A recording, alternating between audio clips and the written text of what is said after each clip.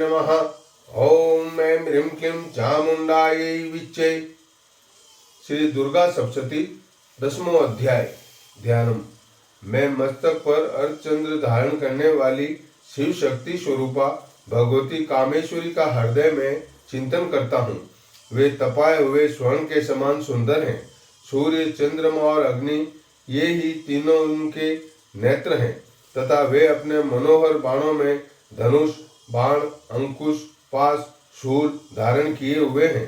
ऋषि बोले, राजन, अपने प्राणों के समान प्यारे भाई निशुंभ को मारा गया देख तथा सारी सेना का संहार हुआ जान शुंभ ने कुपित होकर कहा, दुष्ट दुर्गे, तू बल के अभिमान में आकर झूठ मूठ का गर्व न कर। तू बड़ी माननीय बनी हुई है, किंतु दूसरी स्त्रियों के बल का सहारा लेकर लड़ती है। देवी बोली, अरे दुष्ट, मैं अकेली ही हूँ।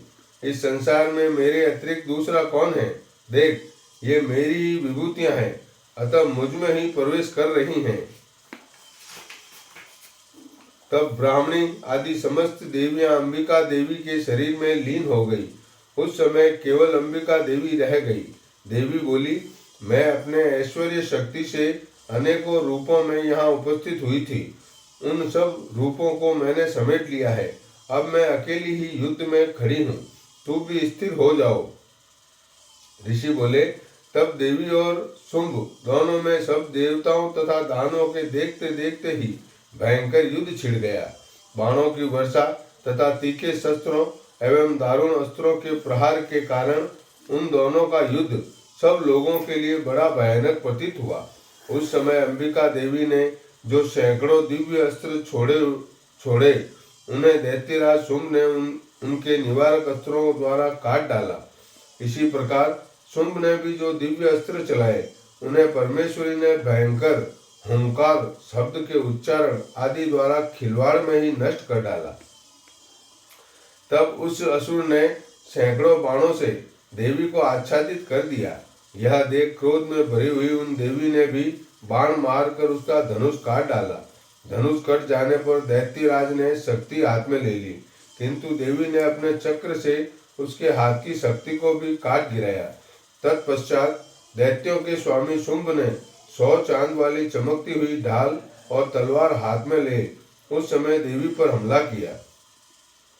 उसके आते ही चंडिका ने अपने धनुष से छोड़े हुए तीखे बाणों द्वारा उसकी सूर्य किरणों के समान उज्जवल ढाल और तलवार को तुरंत काट दिया। फिर उस दैत्य के घोड़े और सारथी मारे गए। धनुष तो पहले ही कट चुका था, अतः अब उसने अंबिका को मारने के लिए उद्यत होकर मुदगर हाथ में लिया। उसे आते देख देवी ने अपने तीक्ष्ण बाणों से उसका मुदगर भी काट डाला। इस पर भी वह असुर मुक्का तानकर बड़े वेग से देवी की ओर झपटा। उस दैत्यराज ने देवी की छाती में मुक्का मारा। तब उन देवी ने भी उसकी छाती में एक चांटा जड़ दिया। देवी का थप्पड़ खाकर दैत्यराज शुंभ पृथ्वी पर गिर पड़ा, किंतु पुनः सहसा पूर्ववत उठकर खड़ा हो गया। फिर वह उछला और देवी को ऊपर ले जाकर आकाश में खड़ा हो गया। तब चंडिका आकाश में भी बिना किसी आधार के ही शुंभ के साथ युद्ध करने लगी। उस समय दैत्य और चंडिका आकाश में एक दूसरे से लड़ने लगे। उनका वह युद्ध पहले सिद्ध और मुनियों को विस्मयकारक हुआ। फिर अंबिका ने शुंभ के साथ बहुत देर तक युद्ध करने के पश्चात उसे उठाकर घुमाया और पृथ्वी पर पटक दिया। पटके जाने पर पृथ्वी पर आने के बाद वह दुष्टात्मा दैत्य पुनः चंडिका वध करने के लिए उनकी ओर बड़े वेग से दौड़ा। तब समस्त दैत्यों के राजा शुंभ को अपनी ओर आते देख देवी ने त्रिशूल से उसकी छाती छेदकर उसे पृथ्वी पर गिरा दिया। देवी के त्रिशूल की धार से घायल होने पर उसके प्राण पखेरु उड़ गए और वह समुद्रों, द्वीपों तथा पर्वतों सहित समुची पृथ्वी को कंपाता हुआ भूमि पर गिर पड़ा।